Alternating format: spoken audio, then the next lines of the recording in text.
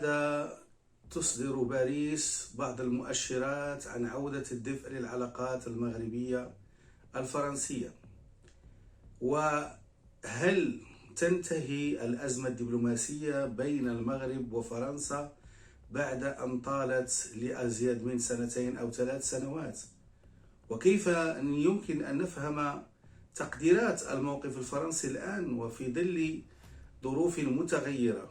وهل يقبل المغرب ببعض التنازلات القليلة من فرنسا بغض النظر عن موقفها من قضية الصحراء المغربية، والتي كان قد صرح الملك محمد السادس بأن على الأصدقاء أن يكونوا والشركاء أن يكونوا واضحين بالنسبة لقضية الصحراء المغربية التي تعتبر بمثابة النظارة التي يرى بها المغرب العالم.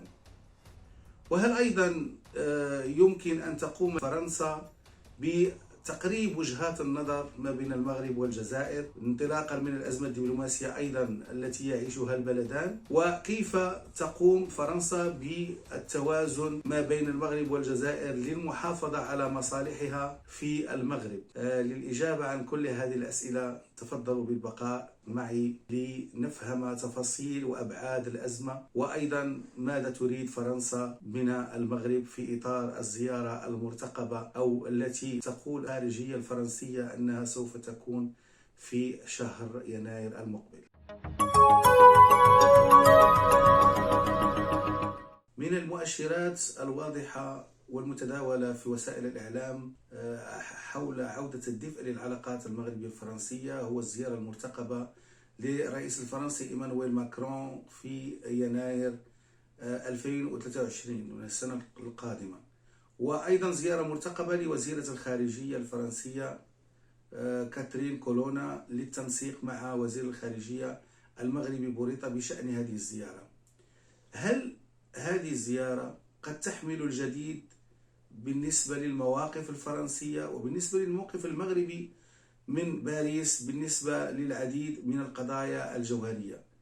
وكيف يمكن تجاوز هذه فترة الصقيع التي عرفتها العلاقات، أو كما يسميها البعض سحابة صيف عرفتها العلاقات لكنها خيمت طويلا على العلاقات الفرنسية المغربية؟ بداية، ولماذا هذا راجع في العلاقات؟ شريك اقتصادي أول، شريك سياسي أول مع المغرب وهو فرنسا. في اعتقادي لفهم هذه الأزمة يجب الرجوع إلى مرحلة أو الأزمة الصحية، أزمة كورونا، حيث اتخذت بعد الأزمة فرنسا مواقف جد متشددة فيما يتعلق بالتأشيرات، وقامت بتخفيضها للنصف فيما يتعلق بالكوطة الموجهة للمغاربة، في تدبير اعتبر من قبل الدبلوماسية المغربية بأنه إجحاف في حق المغرب. كذلك المواقف لكي نفهم بطبيعة الحال ما وقع، أن فرنسا لا تنظر بطبيعة الحال بعين الرضا للاتفاق الذي عقده المغرب، اتفاق الثلاثي في يناير 2020 مع الولايات المتحدة الأمريكية وإسرائيل بخصوص اعتراف الأمريكي بمغربية الصحراء.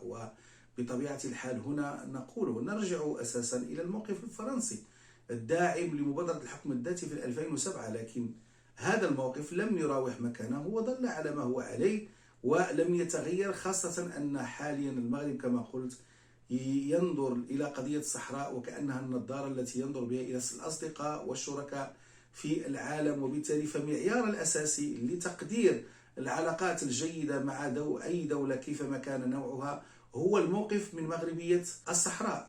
بطبيعة الحال أيضا فرنسا تنظر بعين التوجس إلى العلاقات المتينة بين المغرب والقارة الإفريقية. المغرب يتطور باعتباره فاعلا إقليميا في القارة السمراء، ويربط علاقات قوية جدا على المستوى الاقتصادي. وعلى سبيل المثال نذكر هناك مشاريع تنموية كبيرة في المناطق الجنوبية للمملكة، وأيضا هناك رغبة قوية للقوى الكبرى للاستثمار في المغرب وفي المناطق الجنوبية، وأيضا علاقات جيدة مع الدول الإفريقية، وباعتبار المغرب معبر أساسي ما بين إفريقيا وأوروبا. إذن كل هذه المؤشرات الأساسية، وإضافة إلى دور المغرب في محاربة الإرهاب تعتقد فرنسا أن المغرب بدأ يخرج من عباءتها وبدأ ينسج سياسة مستقلة، وبالتالي فالمغرب أيضا ضمن سيادته الحقيقية يقوم باتخاذ قرارات سيدة، وباتخاذ أيضا شركاء جدد يدافع بهذا على نموذجه التنموي، يدافع بهذا على سياسته المستقلة إزاء فرنسا. كما لا يمكن أن ننسى فصل من فصول الخلاف والتوتر ما بين فرنسا والمغرب شهدته سنة 2021 مع قضية بيغاسيوس، الأفير بيغاسيوس التي طفت على السطح. وبطبيعة الحال عرفنا بعض أطوارها أن فرنسا أو باريس، بعض المسؤولين في باريس يتهمون المغرب باستخدام، وحتى الإعلام الفرنسي باستخدام نظام بيغاسيوس للتجسس ضد شخصيات فرنسية، وهو بطبيعة الحال أمر لم تؤكده الشواهد ولم تؤكده الأدلة ولا أي شيء.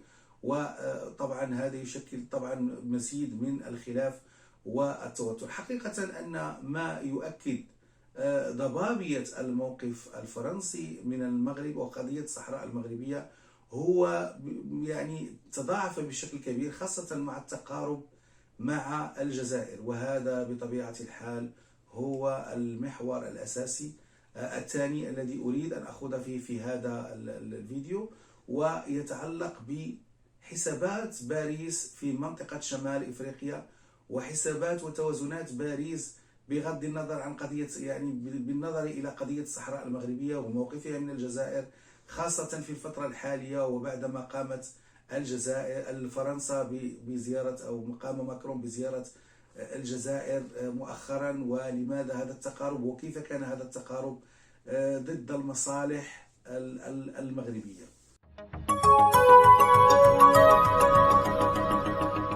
وهنا سأحاول أن أجيب عن السؤال المحوري في بداية الحلقة: هل هذا التقارب الفرنسي المغربي سوف يطوي الخلاف أولا حول قضية الصحراء المغربية، وسوف توضح باريس موقفها من قضية مغربية الصحراء بعدما كانت قد أكدت في 2007 على جدية مبادرة الحكم الذاتي؟ هل ستستمر فرنسا في موقفها في مكوت بالمنطقة الرمادية بالنسبة لهذه القضية؟ وكيف يمكن أن تكون الحسابات الفرنسية خاصة مع وجود مصالح اقتصادية كبيرة مع الجزائر، ونحن نعلم كيف أن الطفرة النفطية والغاز التي تعيشها الجزائر الآن وارتباطها بعلاقات اقتصادية مع فرنسا واستفادة شركات فرنسية ضخمة من هذه الغزارة ومن هذا الاحتياج الفرنسي للغاز. كما تعلمون أن الآن أوروبا مع الحرب الروسية الأوكرانية تعاني شيء الكثير للحصول على الغاز، وهناك من تحدث عن خريف وشتاء مظلم لفرنسا ولأوروبا في ظل غياب أسس، وفي ظل غياب موارد غازية، موارد من الغاز كافية. وهنا أقول أن حتى الجزائر تستجيب لهذا الاستفزاز وتقوم باستفزازات اقتصادية للغرب باعتبارها موردا أساسيا للغاز. إذن فرنسا الآن في منتصف الطريق لمحاولة المقاربة ما بين علاقات مغربية مهمة وعودة الدفء لهذه العلاقات، وهي تحتاجها بشكل كبير للعودة باعتبارها شريك اقتصادي أول للمملكة المغربية، بعدما تأكد لها أن المغرب يذهب بعيدا في شراكات اقتصادية وازنة ويبتعد كثيرا عن باريس، ويرتبط بعلاقات جيدة مع الولايات المتحدة الأمريكية، مع بريطانيا، مع إسرائيل، مع أيضا الصين وروسيا أيضا. فكيف يمكن لفرنسا أن تحافظ على مصالح اقتصادية مع المغرب لكن لن تعرب عن حقيقة موقفها من قضية الصحراء المغربية؟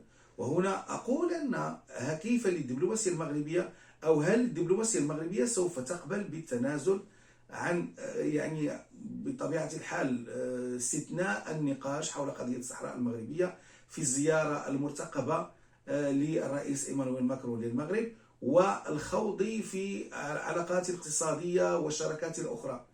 أظن أن المغرب موقفه واضحا من هذه القضية، وليس هناك استثناء بالنسبة لفرنسا مقارنة مع الدول الأخرى.